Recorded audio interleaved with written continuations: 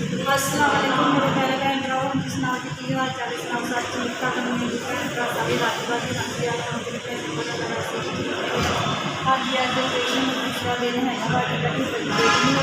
नाश्ता करवा सकता मैं भी नाश्ता करके अभी यही है दिल्ली हो गई लिया के टीचर भी हम बच्चे घरों भी आए हुए हैं फिर बेटे भी मेरे कपड़े चेंज करने हुए हैं तो नीचे हाथ लैके आए हुए हैं चेंज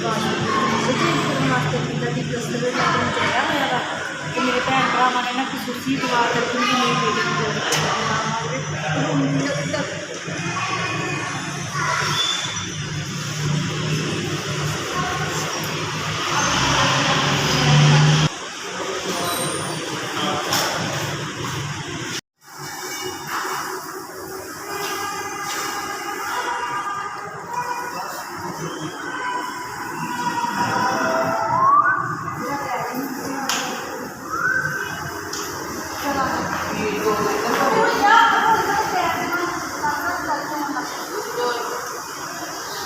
हाँ जी फिर मैं करो कपड़े चेंज कर दिते अपनी बेटी के तो दूसरी बेटी मेरी छोटी वाली जी है चौथे नंबर वाली वो आ गई है अली हैदर की दोनों भैन भरा मैं भैन को रहूँगा तो मैं घर जावा जाके फटाफट ना छोटा गोश्त मंगाया है पाइया तो उसकी चटनी बना के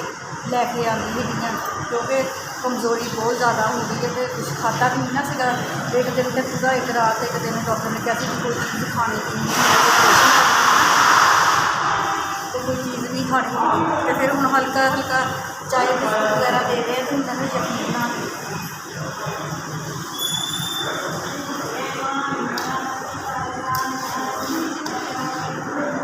चूल्हे माइया करन दे मम्मा। Few moments later.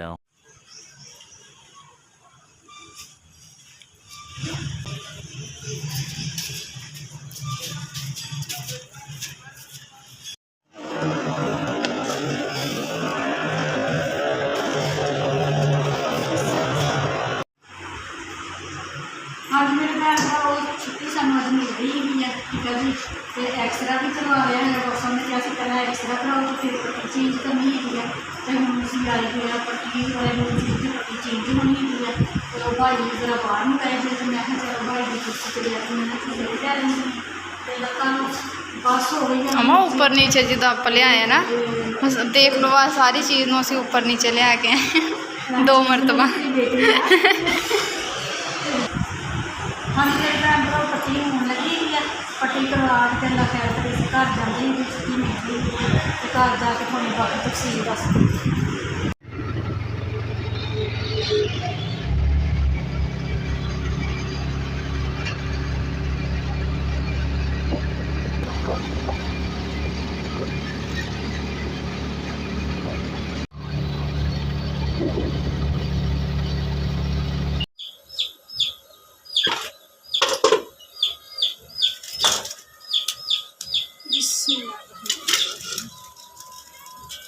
हाँ जी मेरे भैन भरा हॉस्पिटलों बच्ची मेरी छुट्टी मिल गई है घर असी आ गए हैं ठीक है जी घर आए हैं तो बहुत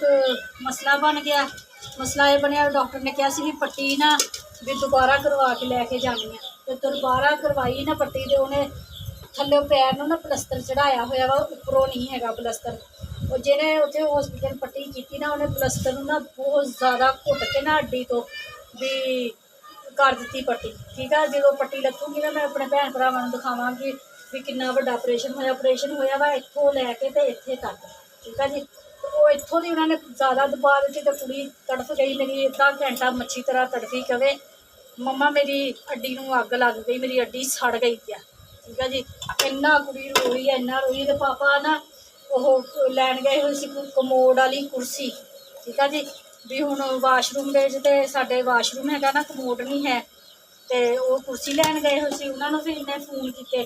वो जल्दी जल्दी फिर डॉक्टर नूं लैके आए तो उन्हें फिर आके ते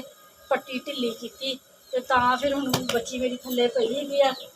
भी उन्होंने फिर मसी सला के आई हाँ थल्ले में ठीक है जी तो मैं चलो मैं ना हांडी रोटी करना बिस्मिल्लाह रहमान रहीम मेरे भैन भरा अज शाम का ब्लॉग जो साडा जिस तरह मेरे भैन भरावां नूं पता है वा शाम की हांडी का वा तो असीं बना रहे हैं जी अरबी ते गोश्त ठीक है जी टमाटर अदरक लसन हरियां मिर्चां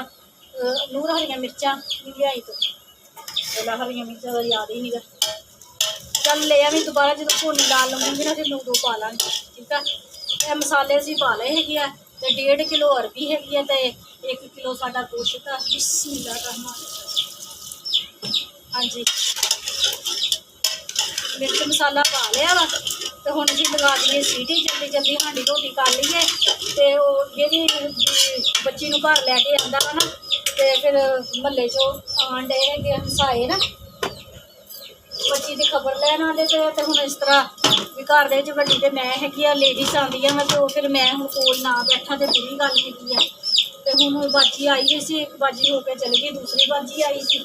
ਉਹ ਗਈ ਆ ਤੇ ਫਿਰ ਫਟਾਫਟ ਮੈਂ ਭੱਜੀ ਆਈ ਉੱਪਰ। ਮੈਂ ਕਿਹਾ ਮੈਂ ਜਾ ਕੇ ਨਾ ਫਟਾਫਟ ਹਾਂ ਰੱਖ ਲਵਾਂ ਕਿਉਂਕਿ ਬੱਚੀ ਨੂੰ ਤੇ ਹੁਣ ਸੀੜੀਆਂ 'ਤੇ ਚੜ੍ਹਾ ਸਕਦੇ ਵੀ, ਉਹ ਤੇ ਮੋੜ ਵਾਲੀ ਕੁਰਸੀ ਲਿਆਂਦੀ ਹੈਗੀ ਆ ਤੇ ਉੱਥੇ ਕੋਲ ਹੀ ਉਹਨੂੰ ਪਿਸ਼ਾਬ ਵਗੈਰਾ ਕਰਵਾਈਦਾ ਹੈਗਾ ਵਾ। ਤੇ ਹੁਣ ਮਸਲਾ ਰਹਿਣਾ ਹੈਗਾ ਵਾ ਥੋੜ੍ਹਾ ਚਿਰ ਤੇ 2 ਰਾਤਾਂ ਤਾਂ ਮੈਂ ਕੱਟੀਆਂ ਵਾ ਹੋਸਪਿਟਲ ਤੇ, 2 ਰਾਤਾਂ ਹੀ ਜਾ ਕੇ ਕੱਟੀਆਂ ਹੈਗੀਆਂ ਵਾ। ਤੇ ਨੀਂਦ ਵੀ ਮੈਨੂੰ ਇੰਨੀ ਜ਼ਿਆਦਾ ਆਉਣ ਡਈ ਸੀ ਤੇ ਪਰ ਸੋਣੇ ਦਾ ਟਾਈਮ ਕੋਈ ਨਹੀਂ ਹੈਗਾ, ਹਾਂਡੀ ਰੋਟੀ ਦਾ ਟਾਈਮ ਸੀਗਾ। ਤੇ ਇੱਕ ਸਾਡੇ ਜਿਹੜੇ ਚੂਚੇ ਇਹਨਾਂ ਨੇ ਬੜਾ ਸਤਾਇਆ ਹੋਇਆ ਮੈਨੂੰ। ਹੁਣ ਸਮਝਦਾਰ ਹੋ ਗਏ ਆ ਨਾ ਤੇ ਹੁਣ ਸਬਜ਼ੀਆਂ 'ਚ ਹਰ ਚੀਜ਼ 'ਚ ਮੂੰਹ ਮਾਰਦੇ ਆ ਤੇ ਕੁਛ ਥੋੜ੍ਹੇ ਜਿਹੇ ਉੱਧਰ ਨੂੰ ਘੁੰਮੜੇ ਹੋਏ ਆ ਤੇ ਕੁਛ ਉੱਧਰ ਫਿਰਨ ਡਏ ਹੈਗੇ ਆ। ਤੇ ਹੁਣ ਮੈਂ ਕਿਹਾ ਫਟਾਫਟ ਮੈਂ ਨਾ ਹਾਂਡੀ ਰੱਖ ਲਵਾਂ ਤੇ ਰੋਟੀ ਵੀ ਪਕਾਉਂਦੇ ਹੈਗੇ ਆ।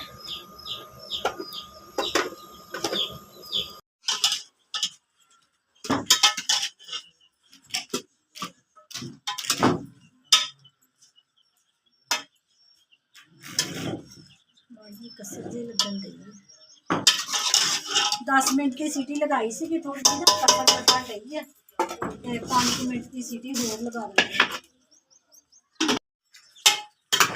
हाँ जी मेरे भैन भरा 12 मिनटा से मैं सीटी लाई सी तो गोश्त मैंने कुछ कच्चा लगन डया सीगा ते मैं 5 मिनट की सीटी होर लाती सी ते एक दिन अगे सालन गोश्त वाला बनाया सी तो उहदे विचों घी बहुत ज़्यादा पै गया सीगा तो मैं कढ़ लिया सीगा ते मैं कहा चलो अज ना इहदे विच पा लैंदे हैगे आ, ज़ाया जरूरी करना है। मैंने तो पता ही नहीं है मेरी बेटी मिसबा ने देखा कि ज़्यादा घी सी तो उन्हें फिर उपरों दी ना उतार लिया। तो हाँ जी असीं चंगे तरीके दे नाल गोश्त की हुण भुनाई करनी आ, भुनाई करके ते फिर साडी जिहड़ी अरबी पई फिर इहदे विच पा के चंगी तरह ना मसाले च भुननी है। मैं इदां ही आपां भुन के खा लईए। खा लो अरबी कल्ली, अरबी कल्ली मतलब अरबी कल्ली बना लैने। जान के हुण इदां खा लईए ते सवेर नूं नाश्ता करना दोपहर नूं भिंडी मैं नहीं तेन पता है दूसरे दिन का साल मैं खाती है।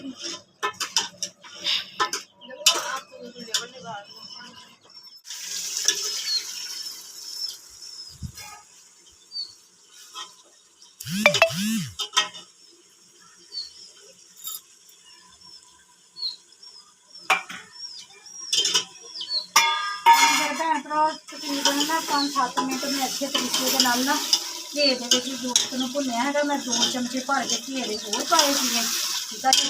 तो हुण साडी जिहड़ी अरबी हैगी है धो के नमक ला के रख दी सी फिर धोती चंगी तरह तो हुण ना चंगे तरीके दे नाल ना इन्हां